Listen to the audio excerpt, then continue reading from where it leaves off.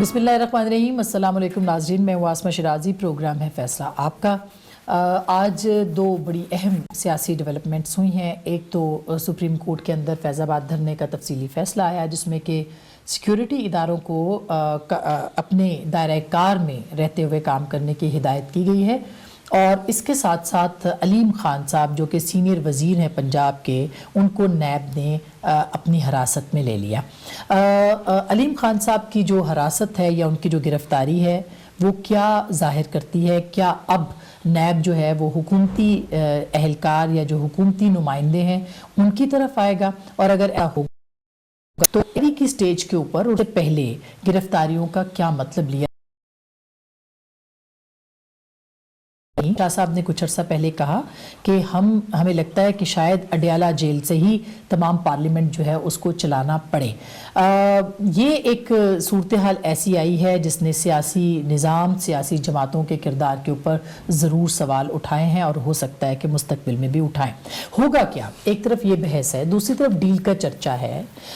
نواز شریف صاحب کی طبیعت درست نہیں ہے، طبیعت ان کی ٹھیک نہیں ہے، اور شاید اس کی بنیاد کے اوپر ان کو ضمانت مل جائے، لیکن اگر ضمانت ملتی ہے تو کیا ڈیل ہوگی، یا ان کا باہر چلا جانا اور اس کے بعد کی جو ڈیولپمنٹ ہے وہ ڈیل ہوگی؟ ڈیل ہے بھی یا نہیں ہوگی؟ کس بنیاد کے اوپر؟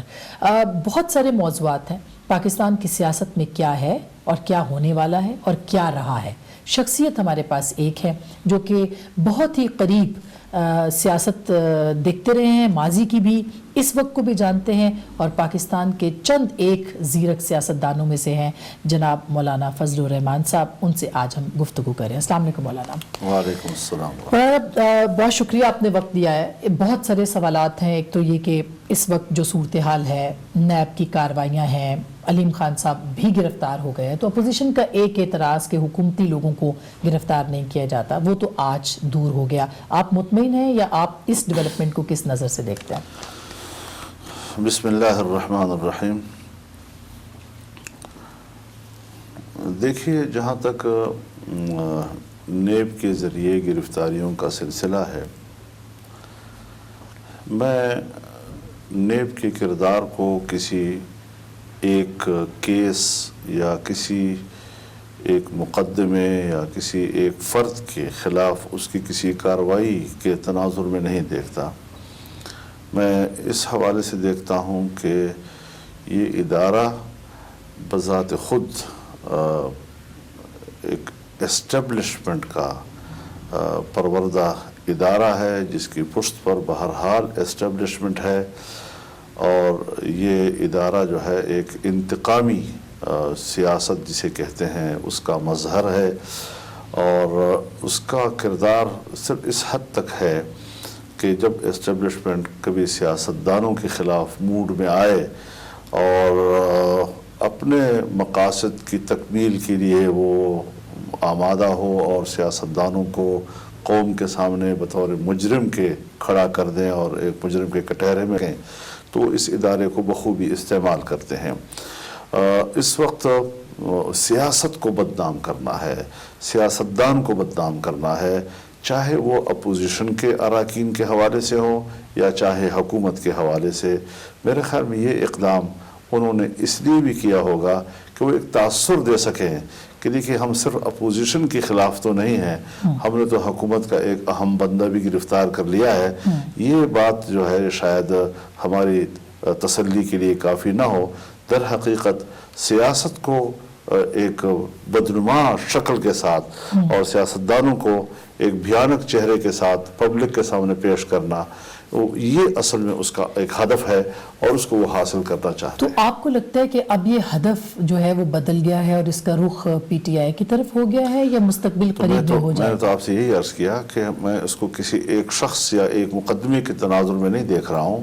مجموعی طور پر جو اس کا کردار اور اس کے اہداف و مقاصد ہیں، وہ سیاست کے حوالے سے ایک برا تأثر دنیا کو دینا اور سیاست کو ایک بدنام زمانہ ایک انداز سے پیش کرنا، اور اس کے ذمہ دار سیاستدان ہیں، یہ اصل میں اس کا ہدف ہے۔ اب وہ مقدمہ کس کے خلاف بناتے ہیں، کس کو وہ کٹہرے میں کھڑا کرتے ہیں، کس کے بارے میں وہ میڈیا ٹرائل کرتے ہیں، یہ سب چیزیں جو ہیں پھر آپ خود اس کو دیکھیں گے کس کیا طرح۔ آپ یہ سمجھتے ہیں کہ آنے والے دنوں میں، کیونکہ اسی طرح کی یہ تو پہلی سٹیج کے اوپر جو ہے وہ گرفتاری ہوئی ہے، یعنی تحقیقات ہو رہی تھیں جس پہ کیا پرویز خٹک صاحب جن کے اوپر الزامات ہیں، کیا محمود خان صاحب جو کہ اس وقت وزیر اعلیٰ کے پی کے اگر ہو جاتی ہیں تو پھر آپ پولیٹیکل کرائسس ہوگا، ایک ایز پولیٹیشین ایک پولیٹیکل کرائسس ایمرج ہو جائے گا؟ دیکھیے آپ اس حوالے سے جس زاویے سے بھی دیکھ رہے ہیں، ہم نے بہت کچھ دیکھا ہے۔ 8 سال تک آصف علی زرداری جیل میں رہے۔ پچھلی گورنمنٹ میں آصف علی زرداری کو کلین چٹ مل گیا کہ یہ صادق اور امین ہے۔ آج پھر ان کے خلاف کیسز ہیں اور ان کو باقاعدہ نیب میں بلایا جا رہا ہے، اس کی تاریخیں لگ رہی ہیں، کورٹس میں لگ رہی ہیں۔ میاں نواز شریف صاحب کو انہوں نے پاناما کیس کے اندر نااہل قرار دیا اور ایک اقامے کا حوالہ اس میں دیا گیا کہ انہوں نے یہ شو نہیں کیا وغیرہ وغیرہ، اور آج اسی کیس میں جس میں ان کو نااہل قرار دیا گیا، وہ پارٹی صدارت کے لیے بھی نااہل ہو گئے، وہ الیکشن لڑنے کے لیے بھی نااہل ہو گئے، وہ وزیر اعظم بننے کے لیے بھی نااہل ہو گئے۔ جب یہ سارا مرحلہ گزر گیا تو آج اس پورے کیس کو وڈرا کر لیا۔ ایک کیس میں ضمانت کر دی، ایک کیس میں ابھی وہ جیل میں ہے، شاید اس کا بھی ضمانت ہو جائے۔ تو یہ جو چیزیں سامنے آ رہی ہیں، اس کو ہمیں سمجھ لینا چاہیے کہ یہ ناپائیدار قسم کے جو فیصلے ہیں، یہ وقتی طور پر ایک سیاسی مقصد کے حصول کے لیے ہوتے ہیں۔ کسی کو سامنے سے ہٹانا، کسی کو اس کی جگہ پہ لانا، اور اس کے بارے میں پھر کچھ اقدامات ان کو تاثر ٹھیک کرنے کے لیے بھی اٹھانے پڑتے ہیں، یہ سارا کھیل ہے۔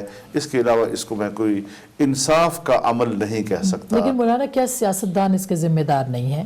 8 سال یا 11 سال جیل بھگتنے کے باوجود جب پارٹی ان کی اقتدار میں آئی تو انہوں نے نیب جیسے ادارے کو ختم نہیں کیا۔ اسی طرح نواز شریف صاحب انہوں نے ختم نہیں کیا۔ آپ تو اس کے پریوی ہیں، آپ تو اس کے گواہ ہیں، آپ تو ان کے قریب رہے ہیں، کیوں نہیں ہوا ہے؟ آپ بالکل وجہ فرما رہی ہیں۔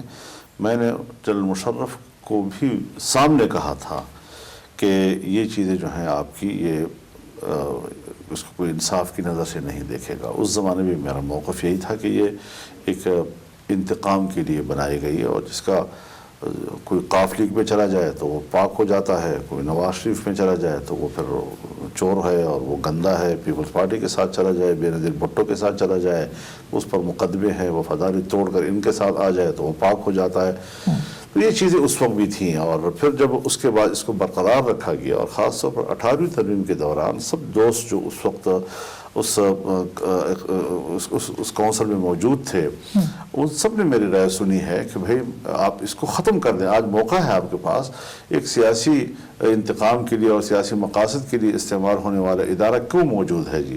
تو انہوں نے سب نے مصلحتوں سے کام لیا، کہا کہ نہیں بس ٹھیک ہے، اس کو رہنے دو، پھر کل کوئی کہے گا کہ شاید یہ احتساب سے ڈرتے ہیں۔ تو میں نے کہا یہ چیزیں تو سیاستدان اس طرح تو نہیں دیتا، تو آئین بنا رہے ہیں، اور آئین کی اصلاحاتی کمیٹی ہے۔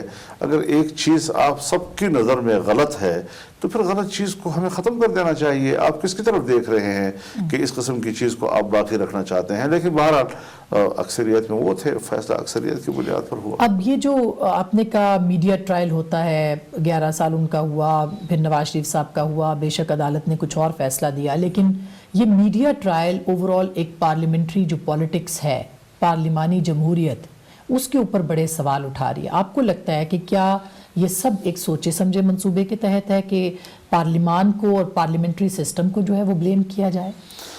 اس کا ایک بڑی تاریخ ہے۔ صدارتی طرز حکومت کا آغاز سکندر مرزا کے زمانے سے ہوا، جب انہوں نے گورنر جنرل کا عہدہ ڈیمولش کیا اور صدر پاکستان کا عہدہ انہوں نے کریٹ کیا، تو خود صدر مملکت بن گئے، اور ظاہر ہے وہ آمر تھے، وہ ایک ڈکٹیٹر تھے جی۔ اس کے بعد وہ اسی طرح منتقل ہو گیا فیلڈ مارشل ایوب خان کی طرف جی، اور ایوب خان نے 10 سال تک مسلسل اس کو صدر پاکستان کے طور پر اس منصب کو استعمال کیا۔ اس کے بعد یہ منصب منتقل ہو گیا یحییٰ خان کی طرف۔ یحییٰ خان کی طرف جب منتقل ہوا تو ظاہر ہے کہ जब अयूब खान के ज़माने में अपोजिशन के साथ उन्होंने मुज़ाकरात किए और डेमोक्रेटिक एक्शन काउंसिल बनी थी जिसके कन्वीनर नवाबजादा नसरुल्लाह खान मरहूम थे उस वक्त, और मौलाना मौदूदी, मुफ्ती साहब, ये तमाम लोग, शेख मुजीबुर रहमान इवन, वो सब उसमें मौजूद थे। तो उस वक्त इन तमाम हजरात ने, तमाम जमहूरी क़ुव्वतों ने यह मुतालबा किया था कि बालिग़ राहदही की बुनियाद पर मुल्क में इंतखाबात होने चाहिए और पार्लिमानी तर्ज़ हुकूमत होना चाहिए। वो एक कंसेंसस था उस ज़माने में, लेकिन जुल्फ़िकार अली भुट्टो साहब और उनकी पीपल्स पार्टी सदारती तर्ज़ हुकूमत की बात करती थी।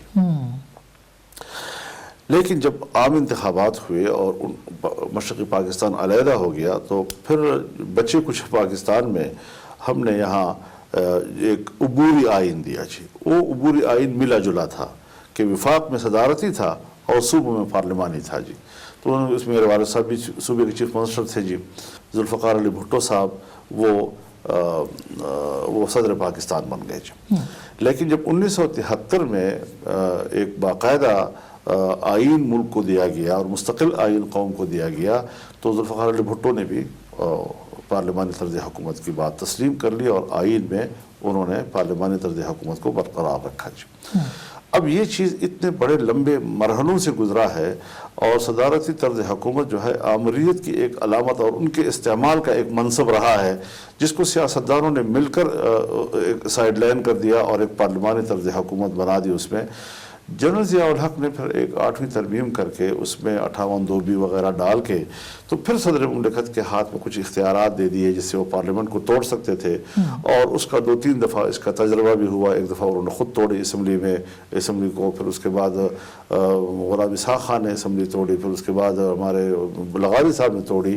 उसके बाद जब हमारे असफर जरदारी साहब आए, उन्होंने ये इख्तियार पार्लियामेंट को मुंतकिल कर दिया और 58(2)B ख़त्म कर दी और ये 18वीं तरमीम में हुआ सारा कुछ।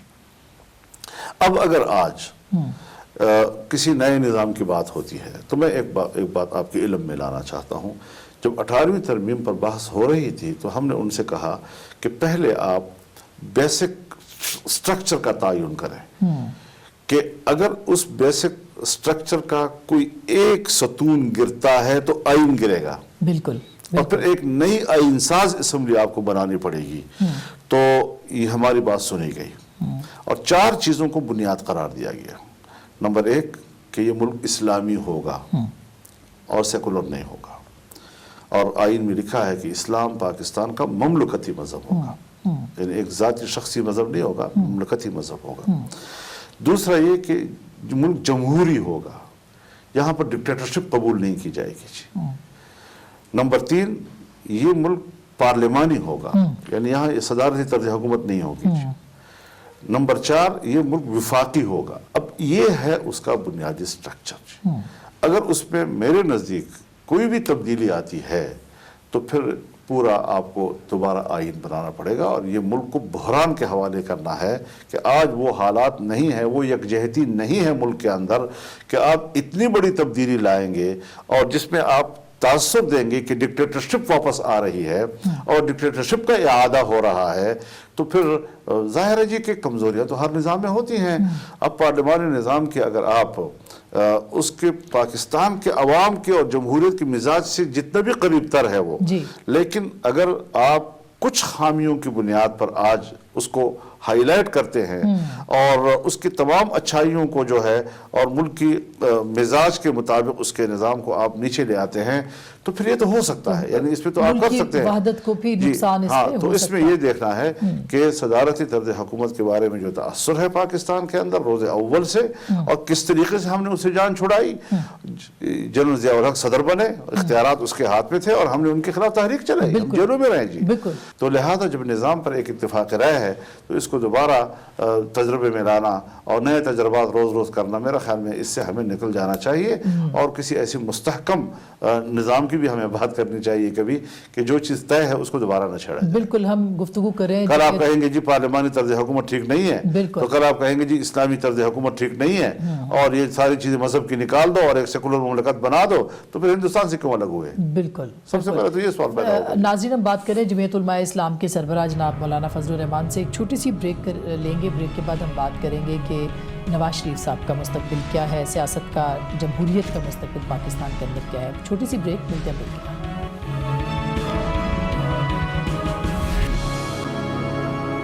ویلکم بیک ناظرین، ہم بات کر رہے ہیں مولانا فضل الرحمان صاحب سے جو کہ ہمارے ساتھ موجود ہیں فیصلہ آپ کا کے اس خصوصی پروگرام میں۔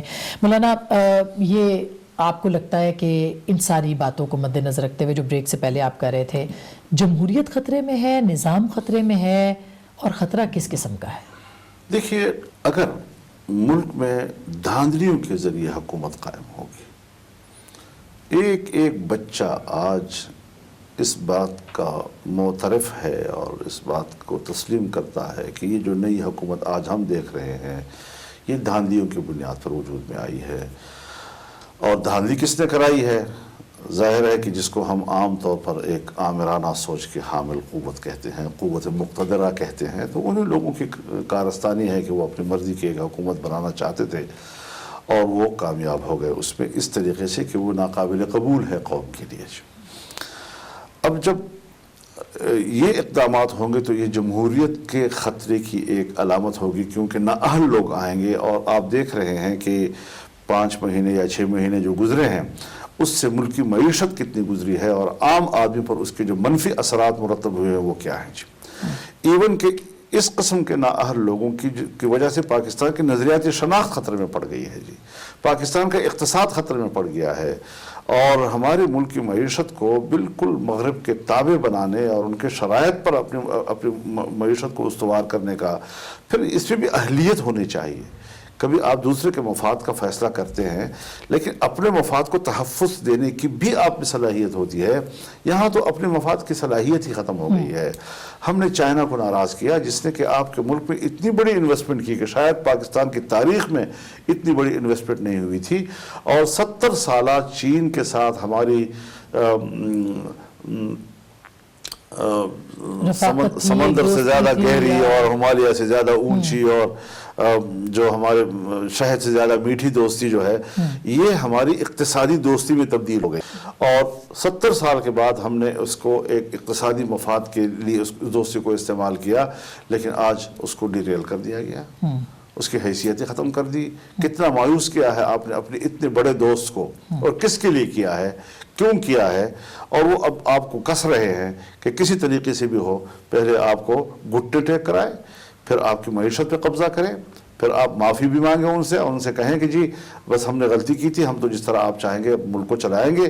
تو یہ چیزیں ہمارے ملک میں اس وقت آپ دیکھ رہے ہیں کہ جس حکومت کو ہم غلط کہہ رہے ہیں، جس نواز شریف کو ہم غلط کہہ رہے ہیں، جس اسحاق ڈار کو ہم غلط کہہ رہے ہیں، اس نے تو روپے کی قیمت اگر 125 اور 20 تک پہنچی تھی تو 106 پہ لا کے مستحکم کر دی، اور آج وہ ہے 140 تک چلی گئی ہے۔ تو اس ساری صورتحال میں آپ بتائیں کہ ہمارے ملک کے قرضوں کا کیا بنے گا؟ اس کا مطلب آپ کو لگتا ہے نظام خطرے میں ہو سکتا ہے؟ نظام کو بنایا جا رہا ہے، اس کو اتنا ناکام بنا دو کہ پبلک کہے کہ اس کا متبادل یہی ہو سکتا ہے۔ تو آپ یہ سمجھتے ہیں کہ اگر نظام کو خطرہ ہوتا ہے تو ظاہر ہے کہ پھر تو نظام اور طرح کا بھی آئے گا جس سے ملک کی وحدت کو بھی نقصان ہوگا۔ مولانا میں یہ سمجھنے کی کوشش کر رہی ہوں کہ یہ آپ نے کوشش کی تھی زرداری صاحب کو اور میاں صاحب کو ملانے کی، وہ نہیں مل سکے، اب کیا اپڈیٹ ہے؟ کہ آپ کی کوششیں ابھی بھی جاری ہیں؟ کیونکہ زرداری صاحب تو آپ کے ساتھ رابطے میں ہیں۔ کوشش کی تھی ہم نے، اور وہ کوشش اس وقت اس کے 1-2 مرحلے ہیں۔ ایک الیکشن کے فوراً بعد کا مرحلہ، الیکشن کے فوراً بعد کے مرحلے میں تو ہم کامیاب ہو گئے کہ ہم نے ایک متفقہ موقف بھی اختیار کر لیا، ایک الائنس پر بھی پوری اپوزیشن آ گئی، اور ہم نے یہ بھی کہا کہ ہم اسمبلی میں جا کر وہاں باقاعدہ الیکشن لڑتے ہیں، اور ایک صرف لارجر گروپ کی حیثیت رکھتا ہے اس کو ہم شکست دینے کی پوزیشن میں آ سکتے ہیں جی۔ لیکن جس وقت وزیر اعظم اور پھر اس کے بعد صدر مملکت کے انتخاب کا مرحلہ آیا، اس میں ہم تقسیم ہو گئے جی، جس کا نقصان ابھی تک ہم اس کا ازالہ نہیں کر سکے ہیں۔ جس وقت ہم نے دوبارہ کوشش کی کہ ایک آل پارٹیز ہونی چاہیے، تو اس میں کوئی شک نہیں ہے کہ عملی طور پر تو ہم ان کو یکجا کرنے میں کامیاب نہ ہو سکے، لیکن ہم نے ایک درخواست کی لیڈر آف دی اپوزیشن سے، میاں شہباز شریف صاحب سے، کہ آپ ہی کے خواہش کے مطابق اگر اس کے لیے کوئی ابتدائی بنیادی اصول طے کرنے ہیں تو آپ پھر پارلیمنٹ کے اندر as a leader of the opposition اپنے پارلیمانی لیڈرز کے ساتھ بیٹھ کر اس کے بنیادی اصول طے کر کے ہمیں حوالے کریں تاکہ پھر ایک آل پارٹیز بلانے کی ایک ہم پوزیشن میں آ جائیں. انہوں نے ایک میٹنگ کر لی ہے اور سب اس میں شریک ہوئے ہیں, اسد زرداری صاحب بھی شریک ہوئے ہیں. تو پہلا مرحلہ تو یہ تھا کہ ہم سب کسی حوالے سے تو بیٹھیں. تو لیڈر آف دی اپوزیشن کی سربراہی میں پارلیمنٹ کے اندر ان سب کی ایک میٹنگ اور ان سب کا ایک جگہ بیٹھنا, ایک کھانے میں بیٹھنا, تو یہ ایک شروعات اس حد تک ہو چکی ہے. اور اس وقت پیپلز پارٹی جو ہے وہ بڑی سنجیدگی کے ساتھ کہہ رہی ہے جی کہ ہمیں ایک مضبوط اپوزیشن کی طرف جانا چاہیے, لیکن مسلم لیگ نون کی طرف سے ابھی تک کوئی واضح بات نظر نہیں آ رہی, گو کہ وہ سمجھتے ہیں کہ ایک مضبوط اپوزیشن کی ضرورت ہے, لیکن شاید کچھ تحفظات ہوں اور ان تحفظات کی بنیاد پر وہ ابھی کچھ وقت لے رہے ہوں. آپ کو لگتا ہے کہ شہباز شریف صاحب کسی مصلحت کا شکار ہو رہے ہیں؟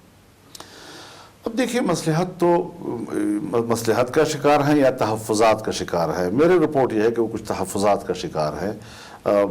مصلحتیں شاید وہ بھی سمجھ رہے ہیں کہ 5-6 مہینے یہ ثابت کر دیا کہ مصلحتیں جو ہیں اس کا شکار ہونا وہ نقصان کا باعث ہے, وہ کوئی فائدے کا باعث کسی کے لیے بھی نہیں ہے. تو اس کا مطلب ہے کہ کوئی ایک گرینڈ الائنس جو ہے اس کی ابھی بھی صورت بن سکتی ہے اور کوئی ان ہاؤس چینج کی طرف آپ جا سکتے ہیں, یا صرف سڑکوں پہ احتجاج, آپ کا ملین مارچ تو 17 تاریخ کو ہوگا, اس میں یہ شریک ہوں گے آپ کے ساتھ؟ نہیں, اس میں تو دیکھیے اس وقت MMA کے لوگ ہی شریک ہو رہے ہیں اور آپ دیکھ رہے ہیں کہ کس طرح میڈیا پہ اس کو بلیک میل کیا جا رہا ہے, جبکہ لاکھوں انسانوں کا سمندر ہوتا ہے جی.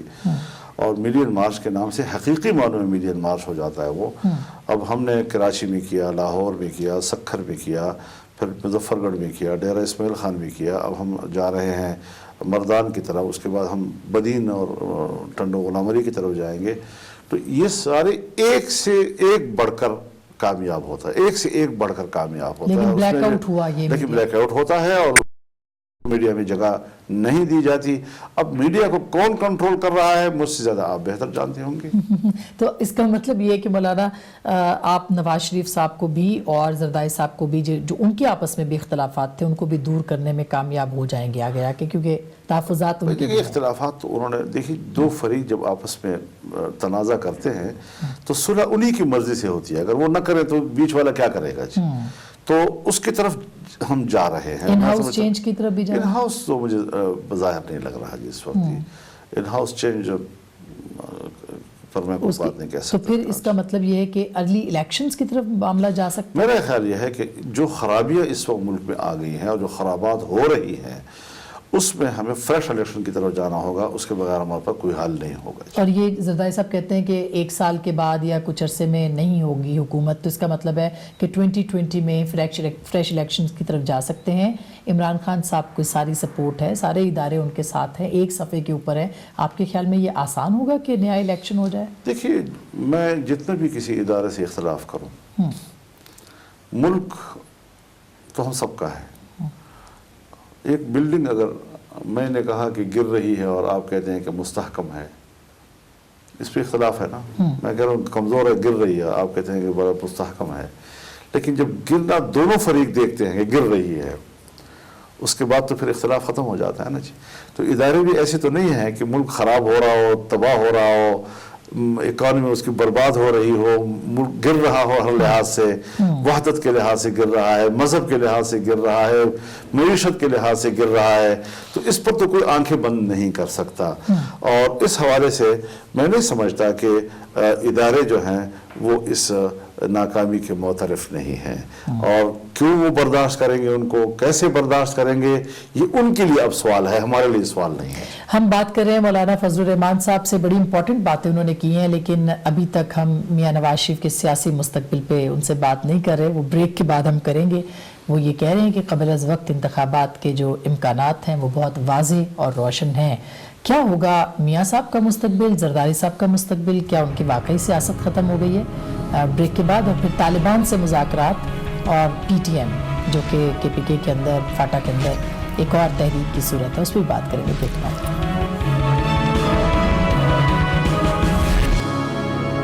ویلکم بیک ناظرین، ایک دفعہ پھر آپ کو خوش آمدید کہتے ہیں۔ مولانا، آپ نے بہت قریب سے ہر چیز کو دیکھا ہے۔ آپ کہتے ہیں قبل از وقت انتخابات ہو، کیا پاکستان کے اندر اس وقت جو کہ یکجہتی نہیں ہے، تحریکیں ہیں، ریجنل پاورز چینج ہو رہی ہیں، طالبان سے مذاکرات ہو رہے ہیں، ایک تو ان کی کامیابی آپ کو لگتی ہے، یا آپ کہتے ہیں کہ نہیں وہ بس ایسے ہی رہے گا، معاملہ چلتا رہے گا؟ آپ کے مراد افغان طالبان؟ جی، افغان طالبان۔ دیکھیے، افغان طالبان نے 2001 سے جن حالات کو دیکھا ہے اور پھر ان حالات کو انہوں نے جس طرح برداشت کیا ہے اور جیسے انہوں نے مقابلہ کیا ہے، میں کہتا ہوں جنگل کے درندے بھی تھرا جائیں اگر ان پر گزرے ہوئے اور بیتے ہوئے دنوں کو یاد کریں، لیکن انہوں نے برداشت کیا۔ یہ انہی کی طاقت تھی، کہاں سے ان کو طاقت ملی؟ اللہ کی طرف سے یقیناً، لیکن انہوں نے ان حالات کا مقابلہ کیا جن کے بارے میں کہا گیا کہ ان کے تو انسانی حقوق ہی نہیں ہیں، اور حیوانات سے بھی بدتر ان کے ساتھ حالات روا رکھے گئے۔ ان مناظر کی جو تصویریں ہیں انسان دیکھ نہیں سکتا ان کو۔ جی، پھر امریکہ نے کل ان کو انسان تک کہنے سے انکار کر دیا۔ آج پھر اس کے بعد افغانستان گورنمنٹ نے اور امریکنز نے اس کو فریق کے طور پر تسلیم کرنے سے انکار کر دیا۔ پھر امریکہ نے ان سے بات کرنے سے انکار کر دیا۔ آج امریکہ ان سے بات کرنے پہ واپس آ گیا ہے۔ آج افغانستان کے سیاسی مستقبل کا فیصلہ ان کے بغیر ممکن نہیں ہے۔ آج کچھ لوگ گئے ہیں ماسکو میں ان کے ساتھ بات کر رہے ہیں، امریکن جو ہے وہ قطر میں ان کے ساتھ بات کر رہے ہیں۔ امریکنز نے بڑی کوشش کی کہ گفتگو پاکستان میں ہو جائے، لیکن وہ طالبان کو آمادہ نہیں کر سکے اس بات پر کہ نہیں، ہم پاکستان میں نہیں کریں گے۔ جی، تو جہاں طالبان اب چاہتے ہیں اس کے مطابق یہ ان کی 17 سالہ قربانیوں کی علامت ہے کہ اس وقت تقریباً 60 سے 70% افغانستان کا علاقہ ان کے قبضے میں ہے، اور باقاعدہ وہاں کے صوبوں پر انہی کی حکومت ہے اور انہی کا راج ہے۔ جی، تاہم جمعیت علماء اسلام یہ چاہتی ہے، اس کا یہ موقف ہے کہ مذاکرات ہی سے معاملات طے ہوں، اور جنگ جو ہے دنیا میں کہیں بھی مسئلے کا حل تو ثابت نہیں ہوا، نقصانات اور تباہیوں کا سبب ضرور بنتا ہے، لیکن طالبان نے جس استقامت کے ساتھ ان حالات کا مقابلہ کیا ہے، آج وہ عالمی قوت جو ہے ان مسکینوں کے ساتھ بات کرنے پہ آ گئی ہے اور بات یہ کامیاب ہو جائیں گے مذاکرات؟ میرے خیال میں اگر افغانستان کی صورتحال کو حقائق کی نظر سے دیکھا جائے تو پھر کامیاب ضرور ہو جائیں گے، اور اگر آپ مسلسل طالبان کو حقارت کی نظر سے دیکھتے ہیں اور ان کو آپ جیسے گنوار کی طرح ڈیل کرتے ہیں تو میرے خیال میں یہ پھر نہیں ہوگا۔ ان کے رویے تسلیم کیے جا رہے ہیں کہ بڑے معقول، گفتگو بڑی شائستہ دلائل کی بنیاد پر کرتے ہیں۔ جس مجلس میں ان کو گفتگو کرنے کا موقع دیا جاتا ہے وہاں وہ مجلس کو مسحور کر دیتے ہیں اور اپنے دلائل سے ان کو مطمئن کرتے ہیں۔ اچھا مولانا، وہاں پہ اگر یہ ہوتا ہے اور یہاں پہ سرحد کے اس پار پی ٹی ایم ظاہر ہے ایک پشتون تحفظ تحریک ہے، اس نے جنم لیا ہے، اس کے مقاصد بہت سے ہیں، تو کیسی صورتحال ہوگی؟ یہ کیا دیکھیے، ہے؟ میں بڑے معذرت کے ساتھ عرض کرنا چاہوں گا، دکھی دل کے ساتھ یہ بات کرنا چاہوں گا کہ ہم ملک دشمن پیدا کرتے ہیں، اور ریاست کی سطح پر اتنے ناجائز اور غلط اقدامات ہوتے ہیں کہ جب وہ اقدام کرتے ہیں، جب آپ اس سے اختلاف کرتے ہیں تو آپ کو ملک دشمن کہتے ہیں، میڈیا کو آپ کے خلاف استعمال کرتے ہیں۔ دہشت گردی کا ڈنڈورا پیٹا گیا، ادھر امریکہ نے دہشت گردی کا ڈنڈورا پیٹا، آپ امریکہ سے اختلاف کرتے ہیں تو آپ دہشت گرد کے ساتھ ہیں، ادھر ہماری اسٹیبلشمنٹ نے ڈنڈورا پیٹنا شروع کر دیا کہ دہشت گردی، طالبان، اگر آپ اس سے اختلاف رائے کرتے ہیں تو آپ دہشت گردوں کے ساتھ ہی، آپ طالبان کے ساتھ ہی۔ تو ظاہر ہے کہ پھر ہم نے اس وقت وقتی طور پر ضرور ہتھیار ڈالے کہ بھئی آپ ملک کو بچائیں، ہم آپ کے ساتھ ہوں گے، ہمیں امن چاہیے۔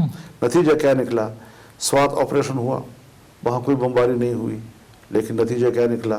ایک چھاؤنی وہاں بنانے کا تک پہنچ گئے۔ جی، تمام قبائلی ایجنسیوں میں آپریشنز ہوئے، افغانستان کے ڈیورن لائن تک پہنچنا، یہ اس کا نتیجہ نکلا۔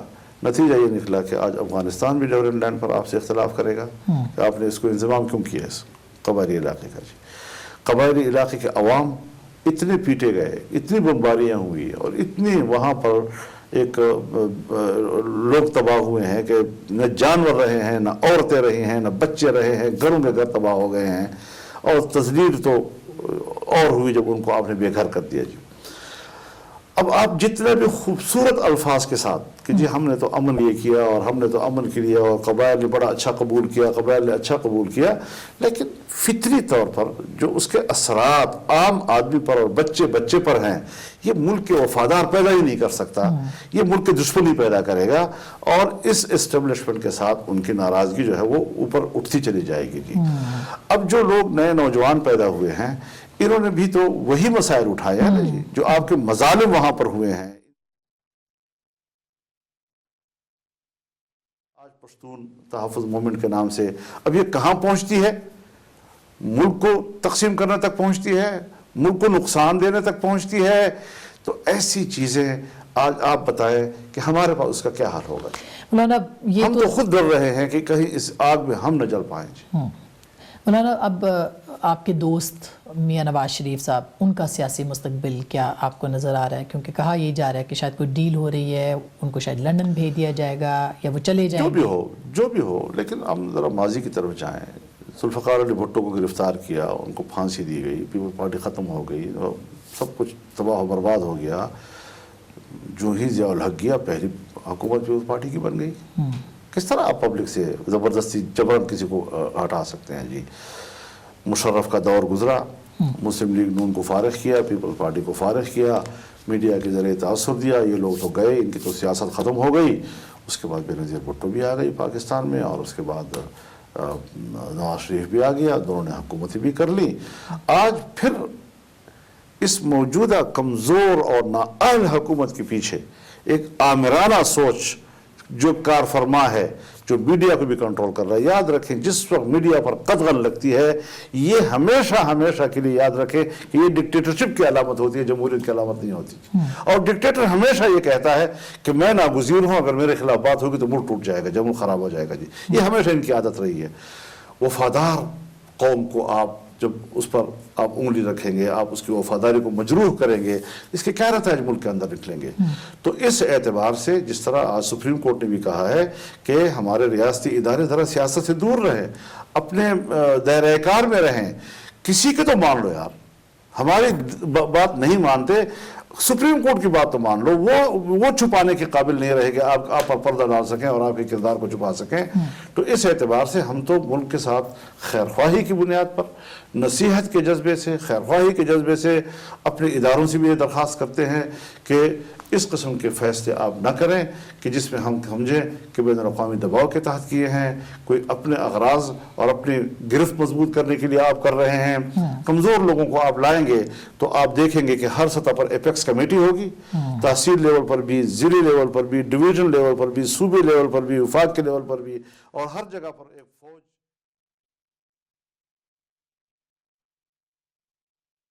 باہر آتے ہیں تو لاسٹ کویسچن, آپ سمجھتے ہیں کہ کوئی تحریک جمہوریت کے لیے, کیونکہ آپ کہہ رہے ہیں جمہوریت نہیں ہے اس وقت ملک میں عملاً, کوئی تحریک جنم لے سکتی ہے؟ ظاہر ہے تحریکیں تو جنم لیں گے, لیکن یہ تو فیصلہ پھر انہوں نے خود کرنا ہے. اور وہ اس پوزیشن میں ہوں گے یا وہ بھی مصلحتوں کا شکار؟ یہ اب اس کے آنے بھی ہوگا. بہت بہت شکریہ, تھینک یو سو مچ. ناظرین, گفتگو آپ نے سنی ہے, فیصلہ آپ کا.